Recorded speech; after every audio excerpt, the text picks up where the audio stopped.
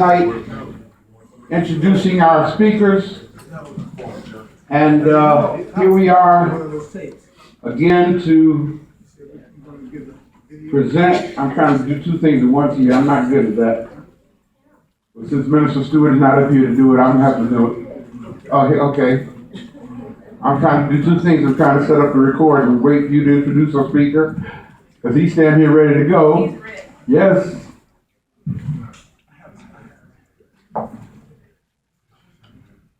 Thank you. Model Tech family.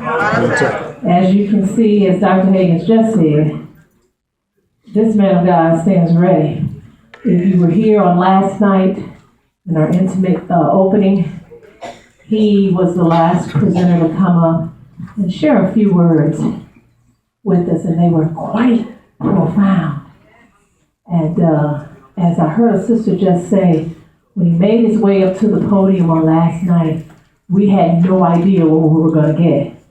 I don't want to repeat how the sister said it, but she just said, he just stood there, got our attention, he was quiet, and before we knew it, he opened his mouth, spoke one profound statement after the other, and left us at a place where we were ready to just take off and shout. So we have among us today a powerful man of God with an awesome and rich testimony, with words of wisdom, and he's going to share all of that, or as much as he can, with us today in the form of Pastor James Lamb. Let's put our hands together for him at this time.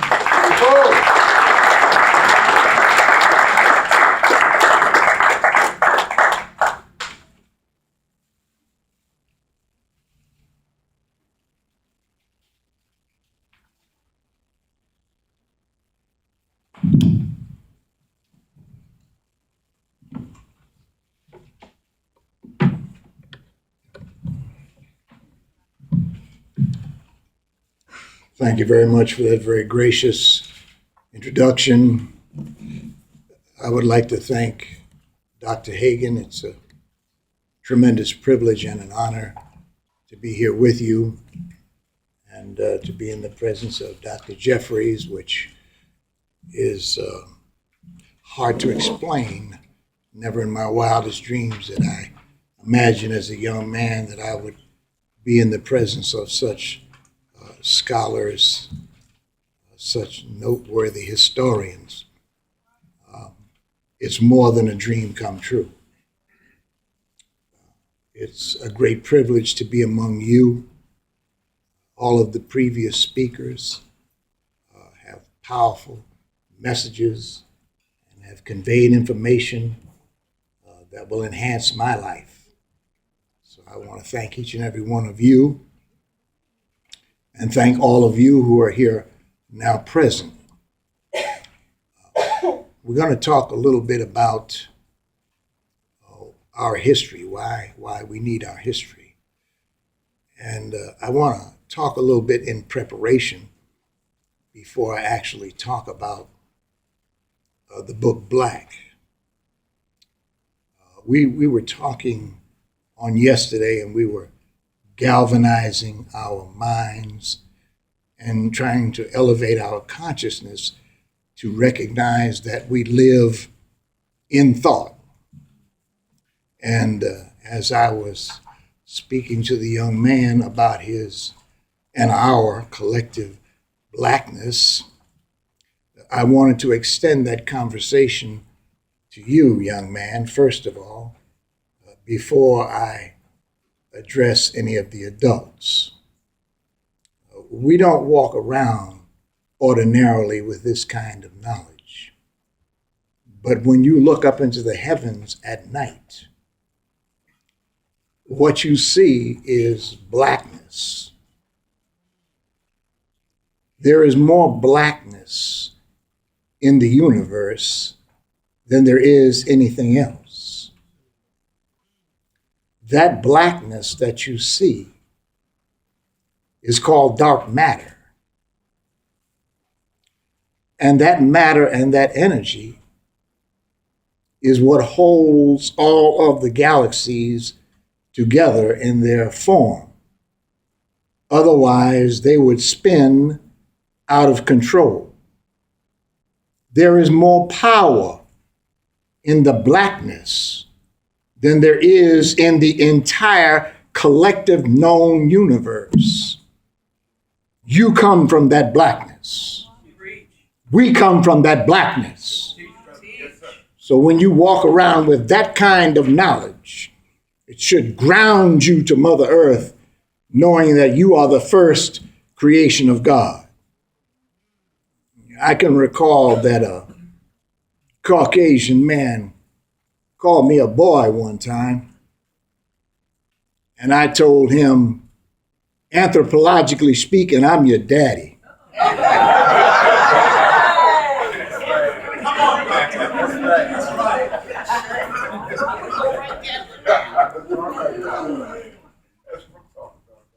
When you know your history, you're able to speak to present situations with power. And before I talk about our history, I want to talk a little bit about us. We create with our mind. We don't create with our spirit. We create with our mind and our brain. Our spirit is tremendous energy and tremendous power, but we do not create with our spirit. That is the energy and the force behind what we create with our mind and our brain.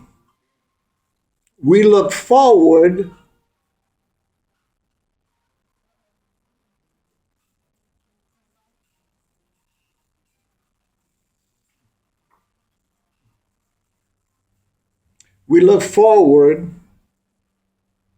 into the future using our vision. I want to break down a part of our mind and how it's constructed. We look forward into the future using our vision, our capacity to see into the future. And we do that by way of our imagination. We are still using thought power and concepts and ideas to project into the future by way of vision through our imagination. We use the information and the knowledge that we have acquired in our personal philosophy. Philosophy is no more than everything you have learned by every method you have learned since you've been on the planet. Your culture, your schooling, your upbringing, radio, television, whatever means of communication that gives you the personal philosophy that you have. You use that in order to project your way forward into the future. We also have what we call a memory. We demonstrated that last night by bringing up, for those of you who weren't there, your first girlfriend or boyfriend. Now, some of you smile. I also noticed that some of you are angry that I brought that up.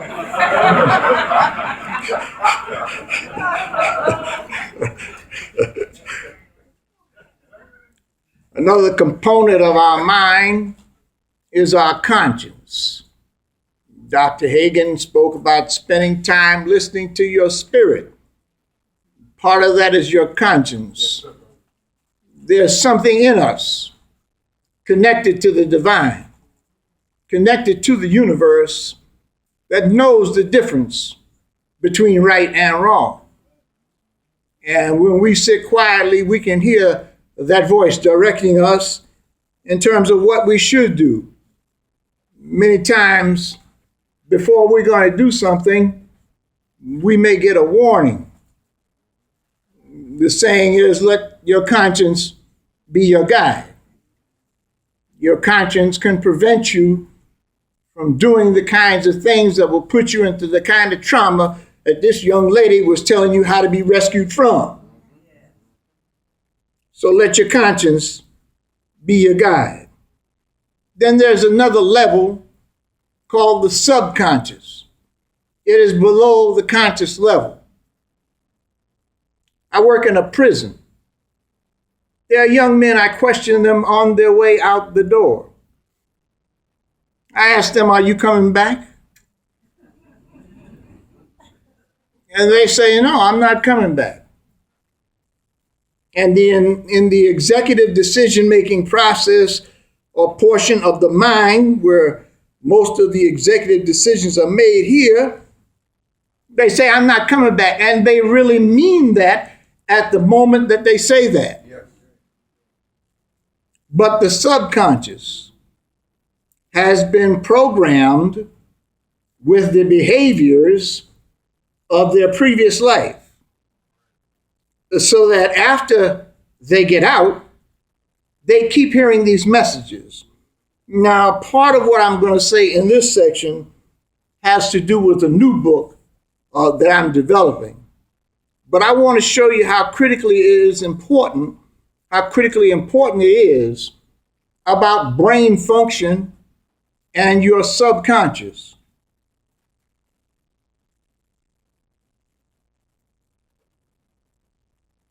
The subconscious is more powerful than your conscious mind. One of the reasons is, now, everything you experience in life, there's a chemical reaction in your brain in order for you to comprehend what's going on in the three-dimensional world. All of this chemical reaction and neuron connections by way of electrical energy that moves around in your brain helps facilitate your sight, your hearing, sound, taste, touch, all of these things, so you can be connected to what's going on in the three-dimensional world. There are two specific chemicals in the brain. One is dopamine. That's what makes you feel good about anything in life. Even when you fall in love, there are certain chemicals that are released that changes the configuration of your brain so that that man or that woman's voice appeals to you more than any other ever. Their sight, the way they walk, the way they talk, it changes the configuration of your mind. When you go to a museum and you appreciate art, when you see a child smile, small substances of dopamine are released in order for you to enjoy the process. There's another chemical that is released in the brain. It is called glutamate. Glutamate helps you remember that this felt good. Glutamate helps you remember whatever it was that you associate with goodness. Now, in my book, Black, I talk about the extensive use of the language that white supremacy and Europeans have projected into the milieu of conversation, the milieu of millions of words. And that is the codification of the word black as something bad. Now, we used to say little things when we were young, and we used to tell each other that. You know, if you're black, stay back. If you're brown, stick around. If you're yellow, you're mellow. If you're white, you're all right. You know, these little sayings we have when we were kids, and I'm sure you remember other ones. Be afraid of the black cat. You know, you're behind the 8 ball. You know, you get married in white, you die in black. Angel food cake is white, the devil's food cake is black. I mean, all these words, and there are tons of them in the English language. Now, when our children go to school and they're learning these words, they do not have the capacity to make judgments. These impressions go straight to their subconscious. When they hear these words about white, they feel good. White children especially feel good. When they hear these words about black, they begin to feel bad. Without the proper history and knowledge to go along with the blackness that we are, that's why our children feel inferior, have low self-esteem, because they're constantly being bombarded with these words, and through every other media, they are receiving this information, especially television. Because television has a way of going straight to the subconscious by way of images. And if you will look at the images that are being projected of us on television, even Basketball Wives and some of these other movies where you see these, the women are beautiful, the men look sophisticated, but the information that is passing between them is derogatory, off-putting, name-calling, ready to fight in a minute. Our children watch this. And then they see it in our communities. And it becomes a part of their brain function. And then we wonder what is wrong with us. We have been programmed to act the way we act. It is not an accident that we act the way we act. It's not an accident that the government redlined areas and put us in projects and then remove the resources. If you want to kill rats, you put them together, you remove the resources, they will eat each other. Then you turn them loose into the rest of the community, they will destroy the rest of the rats. They use every method of science and biology and psychology to figure out a way to eliminate us. That is what white supremacy is all about. And when we do these things and are trained this way, we have developed what we call habit force. We have a lot of bad habits. One of the things that I found in my personal life that caused me to keep going back to alcohol, drugs, criminal behavior, was the bad habits that I had formed throughout my life that continued to come up, and I didn't know how to fight it. Because everything in the universe, everything is energy. Your thoughts, your emotions, everything in this room is energy, because when you break it down to atoms, the atoms are vibrating and they create energy, and everything is energy. But what I have learned, and this is significant, you really need to pay attention to this. Because if everything is energy, including your thoughts, your emotions, everything you've ever done bad in your life, every depression, every pain, every person you've ever hurt is still stored in you in your memory, and it is all energy. Everything that's energy can be transformed. So I take my pain and those I've hurt and transform it into energy that causes me to do what I need to do today to affect tomorrow. So everything bad I've ever done, I can use it because it's energy. It fuels me. It doesn't depress me. It doesn't make me feel bad. It now energizes me. It's not that I have forgotten about the things that I have done wrong, but in order to honor the ancestors, in order to honor my mother and my father, in order to honor the diaspora, in order to honor my brothers and sisters, I must take everything that was coming against me to use it for the betterment of myself and my people. When we can teach our young people that paradigm of thought, then we can teach them how to overcome racism, because life is happening in between your ears. It's happening in your head. It's happening in your emotions. And those things can be mastered. That's what it means to know self and to become the kingdom of God on the inside. To be the church. To have the power of God inside you. To become the Sarah, the son of God. To become the daughters of God. To walk around with the power of the universe on the inside of your body. You become the temple of the living God. Yeah. Come on now. We have failed to understand some of the primary rules of the universe. You wonder why so many of these ministers are successful when they're asking for money. Number one, they have convinced the people to have faith and belief in what they're saying. But it's based on the primary law of the universe, reciprocity. So we give. We're the givingest people on the world, on the planet. We will give to the church. I don't care if they're buying a $65 million jet. We will give.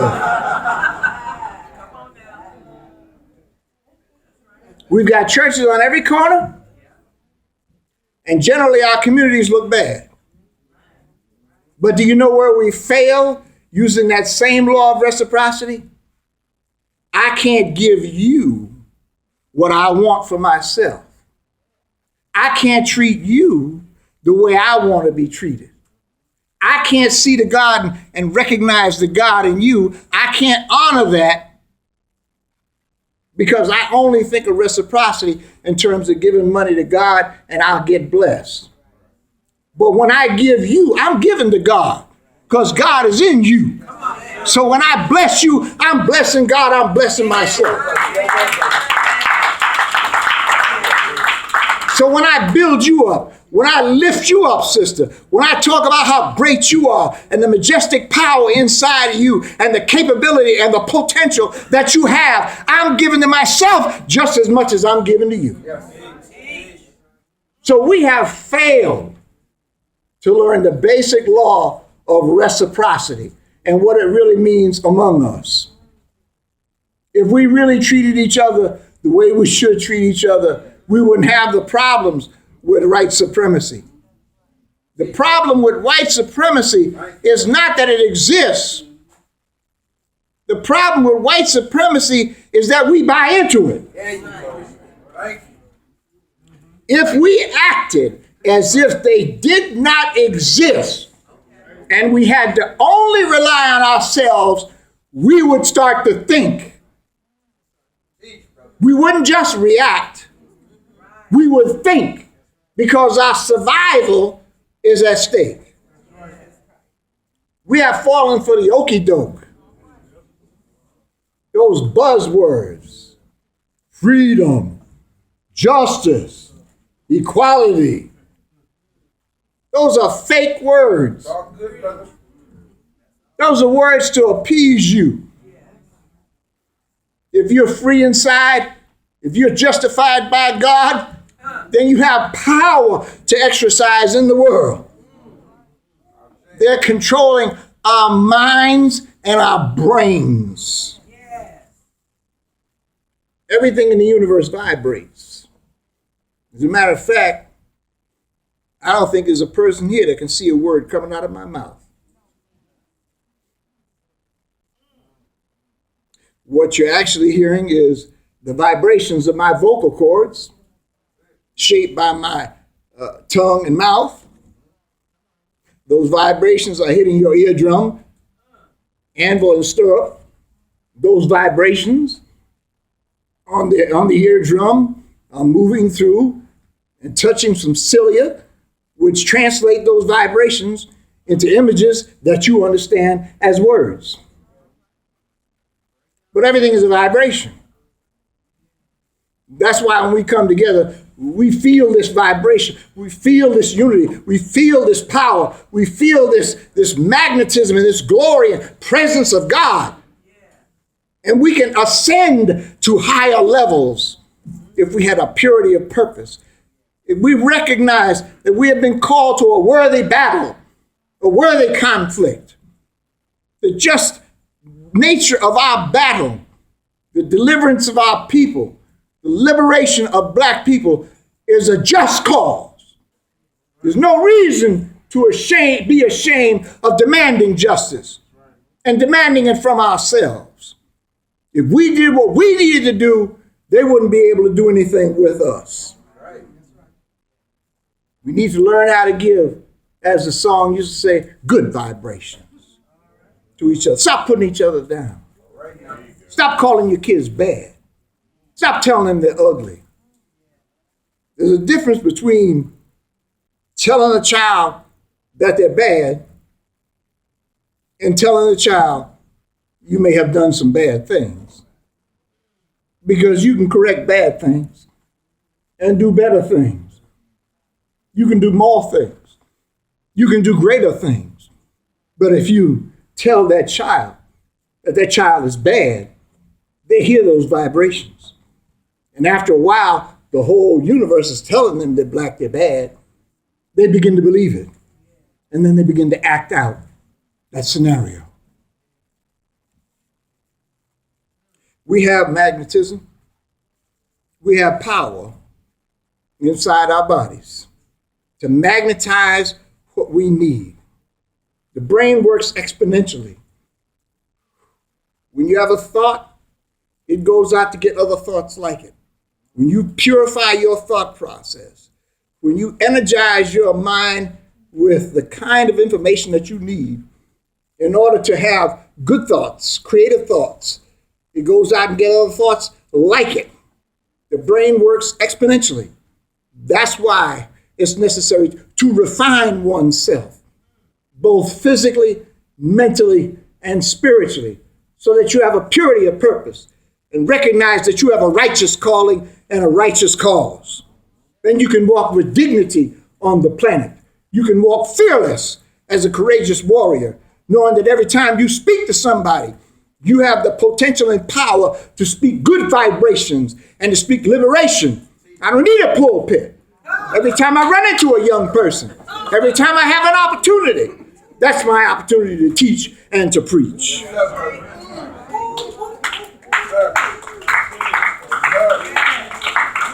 And we have magnetism.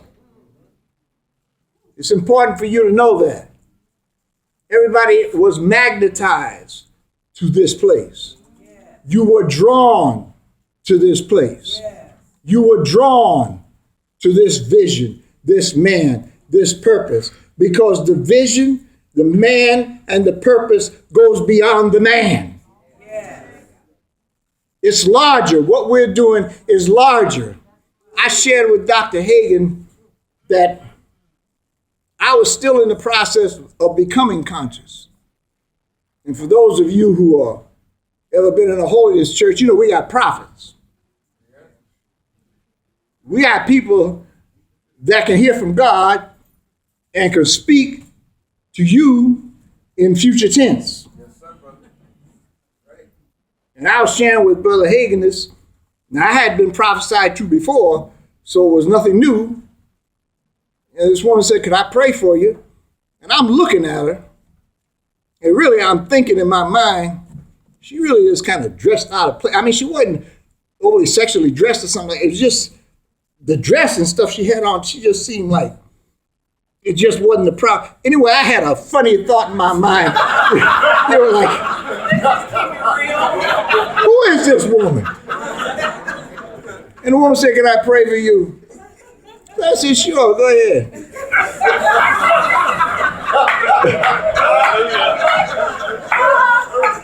And this woman started praying for me, and she started prophesying. Now, I'm not going to go, she prophesied for about 15 minutes. I'm just going to go through the gist of it. She said, "You are part of a new movement by God." She said, "You're going to write books." She said, "Things are going to happen in your ministry. You're going to speak before powerful people." She went on to say, "You and many others are generals in this army." Said, "You are here to enlighten the people. That this is coming from God. This is not a man's ministry. That's why I know this is larger than this man before us. Thank God he was chosen. Thank God he's been selected. But you too have been chosen and selected. You too, because of the power that's in you, have been chosen to be great, to be excellent, to master yourselves, and to be at the epitome of all that you can be for the glory of God."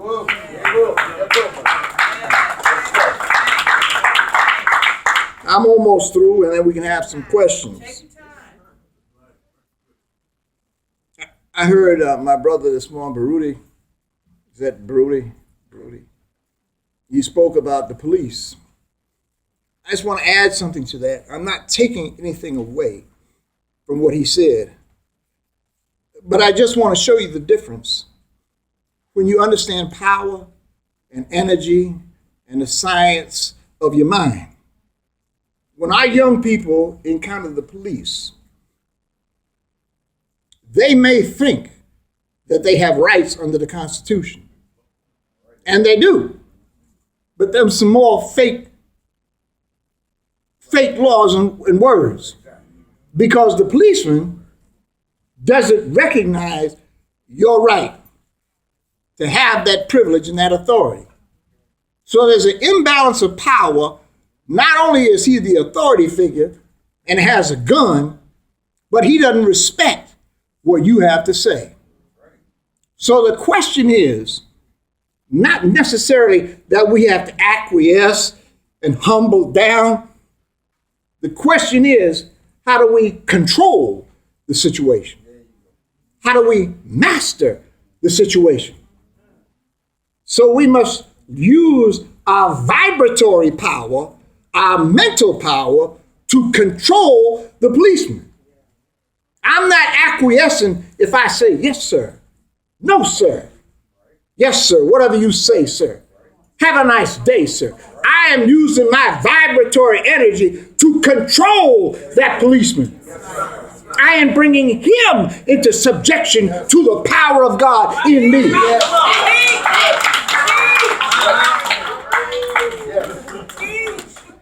That's a whole different paradigm. When we understand and learn how to walk in the laws of God, because all scripture that is godly scripture is based on something that is scientific and universal, that doesn't change. Now, if you eliminate the fairy tales and axe heads floating and snakes talking and people getting thrown in fire and don't get burned up, and yeah, walking on. Now I walk in water. I walked on water. I did. I did. Huh? Yeah, I walked on top of it. I'm from Connecticut. It gets cold and it freezes.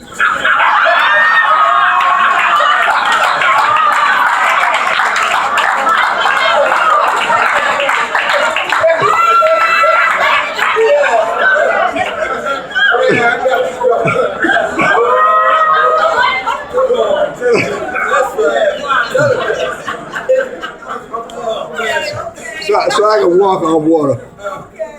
Let me tell you this other little funny. It happened last night when I asked Dr. Hayes, could I take a picture with him? And he said, come on, let's go over and get up against this wall. And you know, I've heard that before. Get up against that wall. Take a picture of you. So it gave me some flashbacks.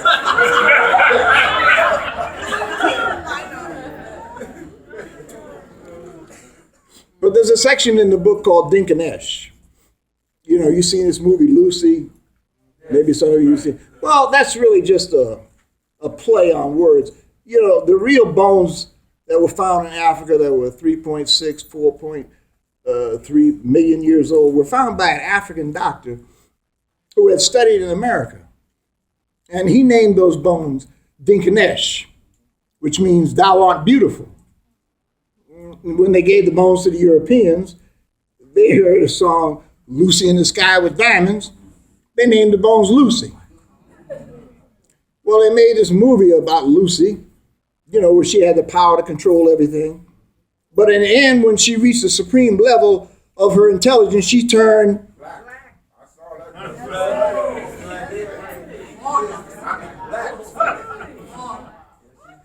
So sometimes they'll tell you things, and if you're not mentally astute, you can't even pick it up. But there's a section in there about Dinkinesh so that you know that you are the mothers and fathers of the planet, that we are really dealing with our own children that are out of control. We're dealing with man and mankind. One small step for man, one giant leap for mankind. They know. They know more about us than we know about ourselves. Why do you think they're always digging around in Egypt somewhere? I put a section in there about, it's actually about ISIS. And I'm not going to go into the whole detail about ISIS, but I put it in there because ISIS was so prominent, even during the Roman era, that all of the Roman soldiers believed in the religion of ISIS because it was the only religion at that time that explained about life after death. And it gave them hope beyond the grave. So it was a very powerful religion. And I talk about how it was present on the Isle of Pompeii. Now, if you went to see the movie Pompeii, you didn't see a black person in it. But in Pompeii, they had baths with Egyptian water, where the people would pay all kinds of astronomical amounts of money just to bathe in the waters from Egypt and to go into the temples of Isis. You are a noble and gracious and ancient people. But that information is not portrayed in the movies. So therefore, it's in my book. So when young people read it and they look at the movie, they can know who they are and the prominent roles that they have played. You know, at one time that they used to sell mummy dust?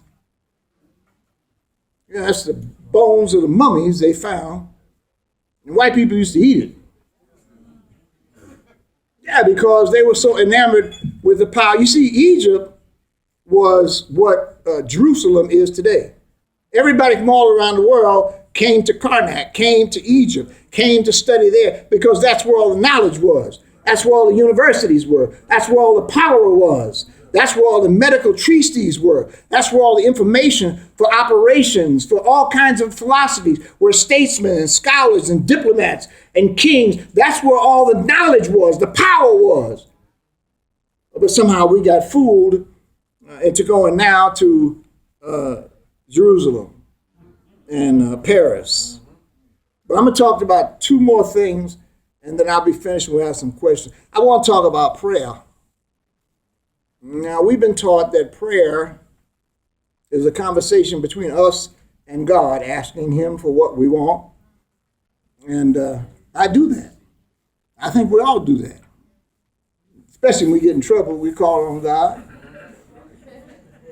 I've done it. I heard people on the battlefield do it. In the midst of the battle, that's all you hear. Oh, God, help me. There's something else that recognizes that. But there's something else I learned about prayer. That you can ask for something and then don't do what's necessary to get it. Because if I ask for something and then I go do something different, what am I going to get? You're going to get what you do. So, since we live, now listen to this, since we live in a realm of reciprocity, in other words, whatever comes out of you comes back to you multiplied. You lie, you're lying to yourself, because then you're creating a false image called the ego that you got to live up to. So I've stopped lying. I used to be, well.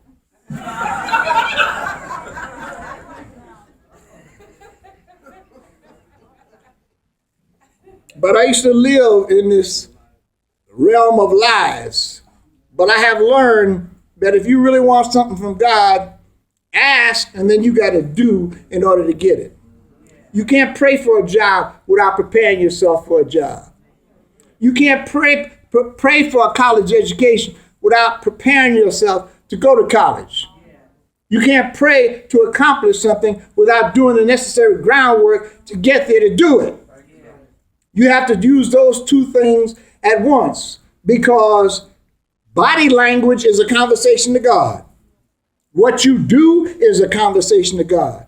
So in a sense, you cannot not pray, because everything you do is a prayer. Everything you say is a prayer.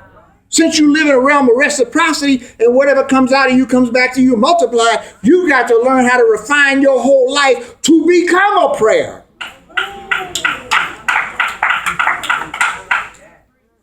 And the last thing I want to talk about is faith. You know, we hear that a whole lot. Faith, you got to have faith in God. I mean, that's the way I learned it. Have faith in God. And the Bible says, now faith is the substance of things hoped for and the evidence of things not seen. Well, I began to wonder, well, what is that substance? And people would say, well, the substance is faith. So, no, faith is the substance. Well, if you think about it for a minute, what is the only thing that you can project into the future? Your thoughts. Your thoughts are the dynamic, creative force that creates what comes to you.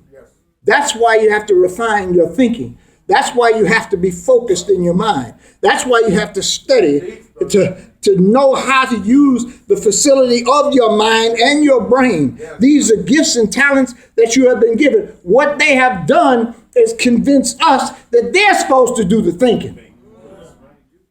And we're not.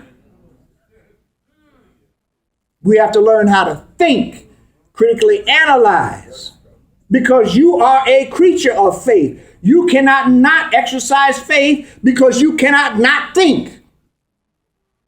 You create your own life. You were created to create. The moment I realized that the chaos and calamity and pain of everything that I had created in my life and the lives of other people, I did it. It wasn't anybody else. I did it. You can't blame your mama. Can't blame your daddy, whether he's there or not. At some point, you are responsible for what you do. And I realized at that moment that if I had created all of that madness, all of that chaos, all of those lies, all of that pain, all of that misery, all of those nights of my mother walking the floor crying and praying, all of those nights of my father looking at me with his hand in his back pocket saying, Jimmy, what's wrong with you? I recognized that Jimmy had to die so James could live. And I realized if I created that I could create something else. And what you see before you is a creation with the help of an almighty God of a whole new man called the Lamb of God. God bless you.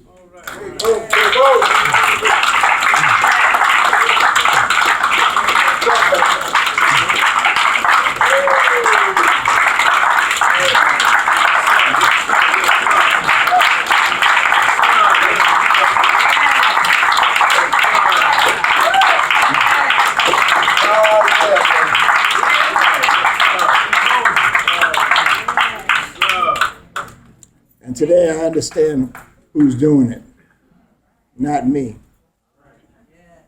It's a cooperative effort. I'll entertain any questions you might have for the next few minutes, and then I'll be finished because I know we're trying to kind of press for time. So if you have any questions, please feel free to ask me. No question is a bad question. I find that people sometimes are reluctant to ask me a question that they want to ask me in the hallway, and it might be a profound question, and the answer might be something everybody needs to hear. So don't hesitate if you have a question. You can ask me anything. I'll tell you the truth. Some aspects of my personal life are none of your business.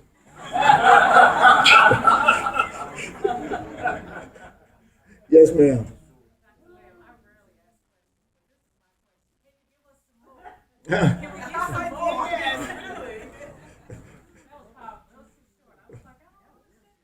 Well, you can Google me on YouTube. I have videos,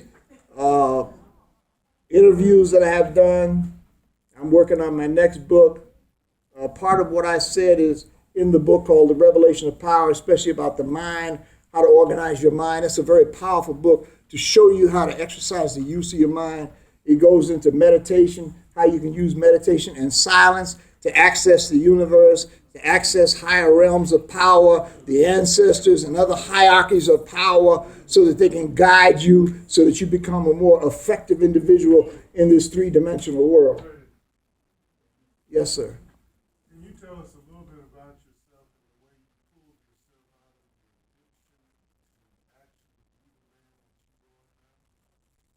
Well, I started out a very young wild man. Dropped out of high school, running the streets. Went to Vietnam. You know, was kind of nuts over there. Got a medal for heroism in combat. Matter of fact, I used to go around. I had a canteen cup and it had El Diablo on it. And I ran into a Spanish guy. He looked at it. He said, "Do you know what that is?" I said, "Yeah." You know, but it was just a way of trying to say I'm not afraid. But when I came home, got introduced to the church, got married real young, too young. Young people, take your time. If you're going to make any major decision, think about it. Talk about it with your parents. They got a lot of experience. They've been here for a while. They know what they're talking about. Got married real young, got saved, thought I was going to be the next black Billy Graham. And the old me, I never killed. And so after a period of marriage, I went back to being the old me. I'm not going to lie to you. I went back full blast. And I was in and out of the church, in and out of the church, in and out of the church. And then the last time I went out, I practically lost my mind. I OD'd. It's just fortunate the guy that saw me OD called the police.